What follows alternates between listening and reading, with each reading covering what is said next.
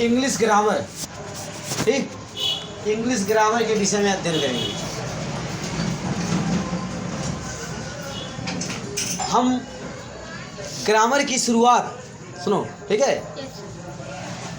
English की grammar की शुरुआत कहाँ से हो रहा है, ठीक है, ठीक है, हम इसके विषय में अध्ययन करेंगे।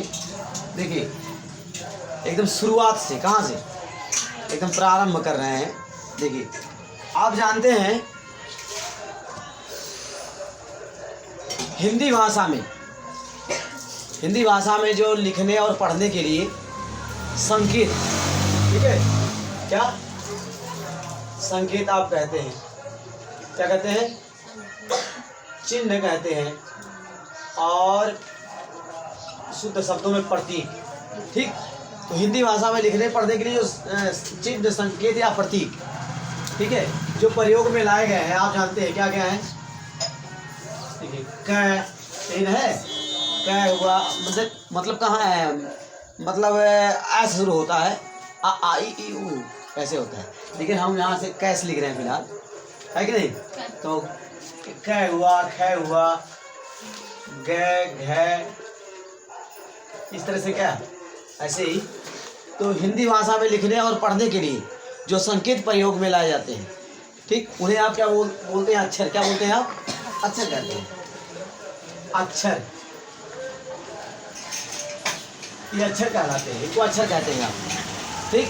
तो हिंदी भाषा में लिखने और पढ़ने के लिए संकेत, चिन्ह, संकेत, प्रतीक, देखिए तीन शब्द आपको पता चल गया हिंदी में, चिन्ह कह लीजिए, संकेत कह लीजिए, प्रतीक कह लीजिए, और सिंबल, क्या बोलते हैं, सिंबल बोलते हैं, सिंबल भी कहते हैं, यस वाई, इंग्लिश में S Y M B O, symbol, S Y M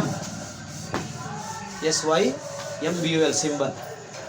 तो इस तरह से हिंदी भाषा में लिखने पढ़ने के लिए जो संकेत, हेलो, जो सिंबल प्रयोग में लाए जाते हैं उन्हें हम अक्षर कहते हैं, ठीक। ऐसे ही उर्दू भाषा में, आपके उर्दू भाषा में लिखने पढ़ने के लिए कुछ संकेत प्रयोग में लाए गए हैं, क्या, अलिफ, बे,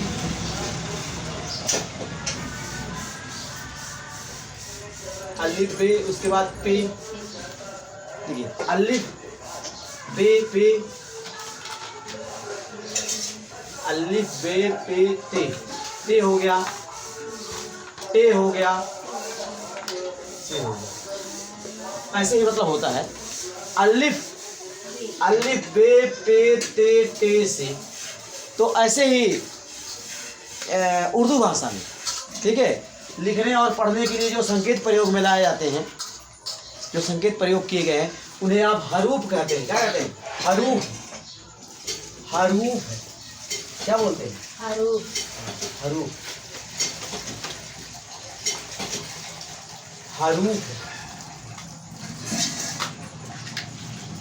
हरूफ,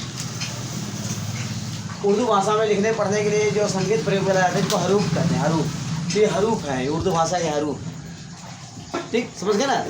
तो हरूफ मीन्स क्या हो गया, अच्छा।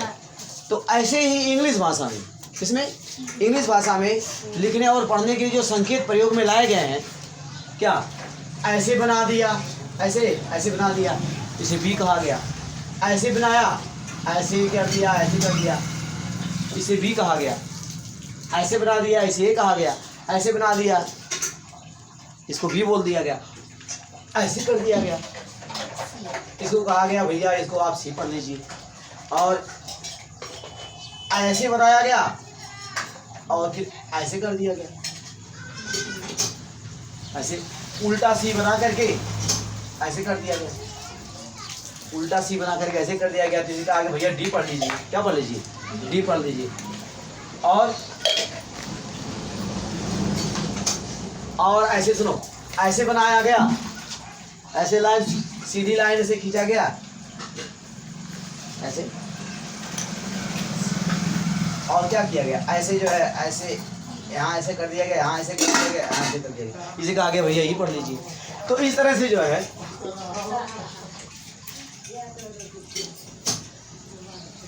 इंग्लिश भाषा में लिखने और पढ़ने के लिए जो संकेत ठीक है, जो सिंबल प्रयोग में लाए जाते हैं उन्हें हम लेटर कहते हैं। क्या कहते हैं? लेटर।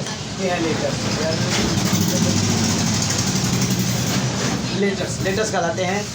ठीक है, लेटर मीन्स अच्छा, आप लेटर मीन्स पत्र जानते ही हैं, तो इस तरह से लेटर मीन्स पत्र भी। अंडरस्टैंड? ये यार बहुत पहले आपको बता चुके हैं लेटर मीन्स क्या होता है। लेटर मीन्स पत्र भी होता है और लेटर मीन्स अच्छा, ये बहुत पहले हम आपको बता चुके हैं। तो ये चीज होता है। ठीक है, तो इस तरह से समझ गए। तो इंग्लिश भाषा में लिखने और पढ़ने के लिए सिंबल प्रयोग में लाए गए हैं, प्रयोग किए जाते हैं, उन्हें हम लेटर्स कहते हैं। और ए से लेकर कहाँ तक? जेड। इस तरह से क्या होते हैं इंग्लिश भाषा में? 26 लेटर्स। कितने होते हैं?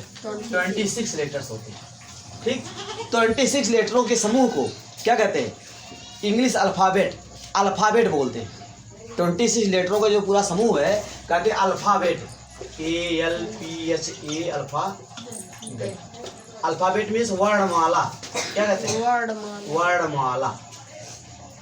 ए से लेकर जेड तक 26 अक्षरों का जो समूह है। ठीक है, तो पूरा क्या कहते हैं? 26 अक्षरों के समूह को अल्फ़ाबेट कहते हैं। वर्णमाला, इंग्लिश वर्णमाला, इंग्लिश अल्फ़ाबेट। तो इस तरह से आप समझ सकते हैं मेरी बात को।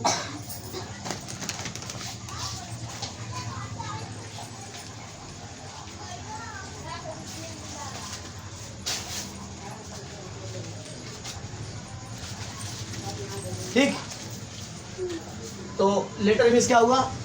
अच्छा, लेटर। अब देखिए लेटर जो है,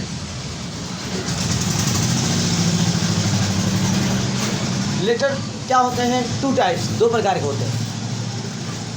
लेटर 2 प्रकार के होते हैं। काइंड्स ऑफ लेटर्स, अक्षर के प्रकार। तो काइंड्स ऑफ लेटर्स में देखिए, kinds of letters.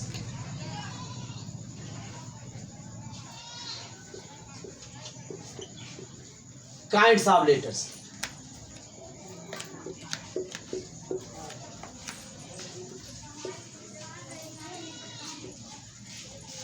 Kinds of letters, अक्षरों के प्रकार। ठीक, अब देखिए ये सुनो, लेटर्स 2 प्रकार के। ठीक है, पहला क्या है देखिए, ध्यान दीजिएगा। इंग्लिश में जो है 5 अक्षरों को, ठीक है, क्या 5 अक्षर? कौन कौन? ए हुआ, आई ओ यू। इन 5 अक्षरों को इंग्लिश में AEIOU, इन 5 अक्षरों को वावेल बोलते हैं। क्या बोलते हैं? Wavell. VOWEL, Wavell. Wavell means होता है हिंदी में स्वर। क्या होता है? तो ये 5 वावेल होते हैं। आप लिखेंगे इंग्लिश में, लिख लीजिए इसको, English definition. There are 5 vowels in English language. There are 5 vowels. There are होते हैं 5 वावेल्स। 5 वावेल्स होते हैं in English language. In English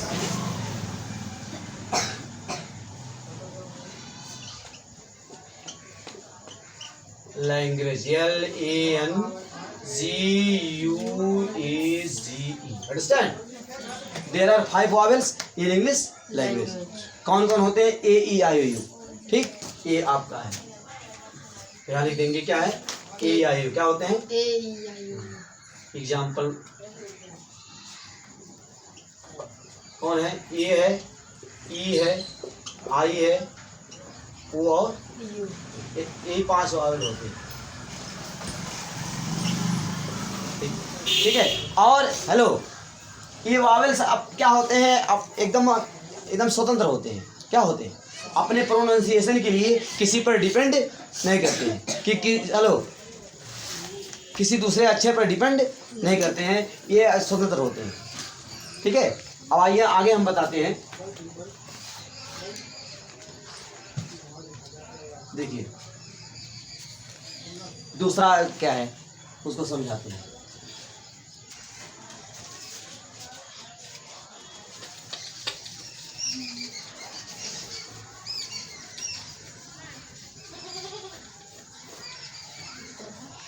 देखिए दूसरा समझाना है आपको।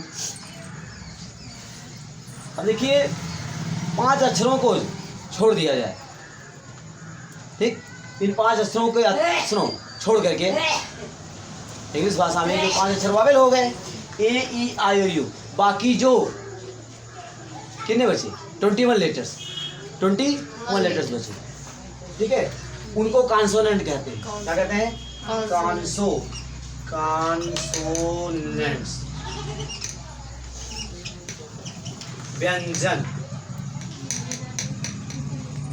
कॉन्सोनेंट व्यंजन, C-O-N-S-O, कांसो, N-A-N-T-S, अंडरस्टैंड? Yes. थोड़ा एन बढ़िया लिखते हैं, साफ। कॉन्सोनेंट व्यंजन। अब देखिए इसको समझिए कॉन्सोनेंट्स के बारे में। यहाँ पे सुनो, यहाँ पे जगह कम पड़ेगा, यहाँ लिख दे रहे हैं कॉन्सो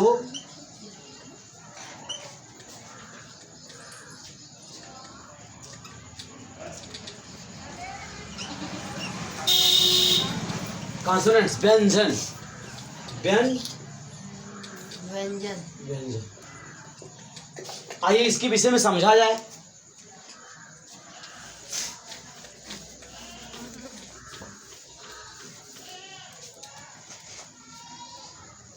देखिए तो इंग्लिश भाषा में मैंने बताया कुल 26 लेटर्स होते हैं।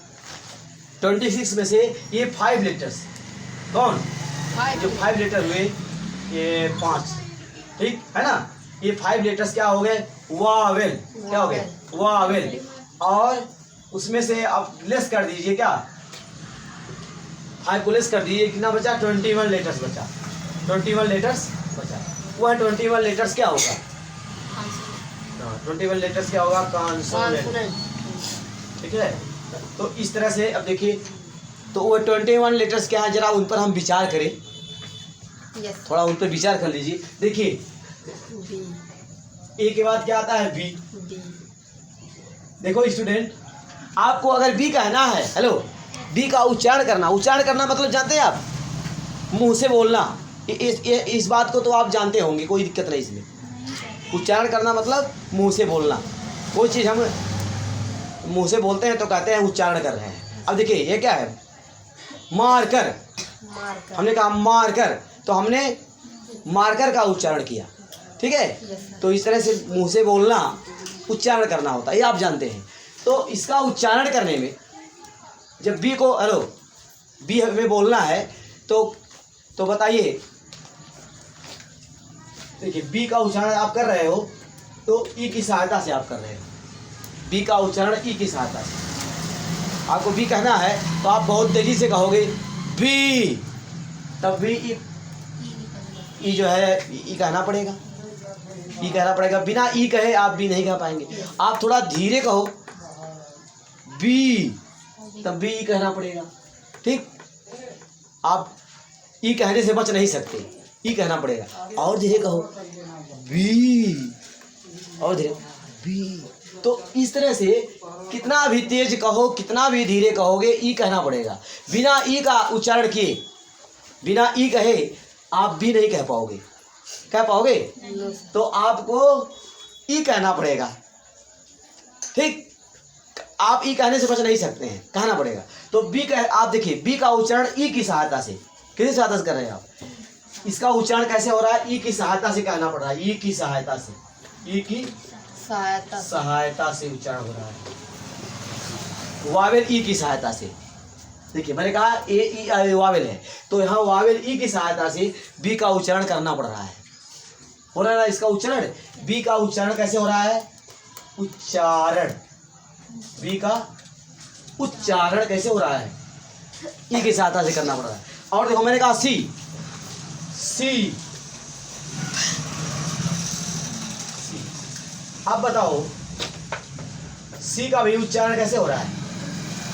ई की सहायता से, ई की सहायता से हो रहा है, ई की सहायता से हो रहा है, ई की सहायता से। देखिए बिना, हाँ बिना जो है ई कहे आप सी नहीं कह पाएंगे। बी सी ऐसे डी, ऐसे ही डी, डी आप कहोगे, डी कहोगे तो डी का उच्चारण करेंगे तो ई की सहायता से करना होगा। किस सहायता से? ई की सहायता, ई की सहायता से। अंडरस्टैंड? Yes. ई की सहायता से करना होगा। तो बिना ई की सहायता से आप नहीं डी नहीं कह पाएंगे, चाहे कितना तेज बोले, चाहे कितना ही स्लो। ठीक है? यप, अब देखिए, यप, अब देखो आपका ई क्या हो गया? वावेल हो गया। डी के बाद ई आता है, ई वावेल हो गया। अब यप क्या बचा? यप। यप। यप जब कहोगे, यप यप कहोगे तो यप का उच्चारण कैसे होगा? ए की सहायता से, ए की सहायता से करना पड़ेगा। बिना ए की सहायता के आप नहीं कर पाएंगे। यस, ऐसे जी हुआ, एच हुआ, हाँ, तो ऐसे कहने का मतलब है आप समझ गए। तो बाकी जो 21 लेटर बच रहे हैं, हाई वावेल्स को छोड़कर जो बाकी 21 लेटर्स बच रहे हैं, उनका उच्चारण करने में वावेल्स की सहायता लेनी पड़ती है। यस, ठीक है? तो समझ रहे हैं? तो वावेल्स की सहायता लेनी पड़ती है। तो इसलिए इनको क्या कहते हैं? कॉन्सोनेंट कहते हैं। क्या कहते हैं? कॉन्सोनेंट। तो इसको इंग्लिश में अगर लिखना चाहते हो इसका डेफिनेशन, हेलो, अगर इंग्लिश में डेफिनेशन इसका लिखना चाहते हो आप, तो आपको लिखना पड़ेगा, यहाँ लिख दे रहे हो आप, समझा दिए यहाँ पर, यहाँ लिख दे रहे हैं डेफिनेशन इसका। ठीक है? कॉन्सोनेंट का डेफिनेशन, द लेटर्स अक्षर विच आर the letters अक्षर which are pronunciated, which are pronunciated the letters अक्षर which जो कि are pronunciated होते हैं, उच्चारित किए जाते हैं with the help of vowels, with the help of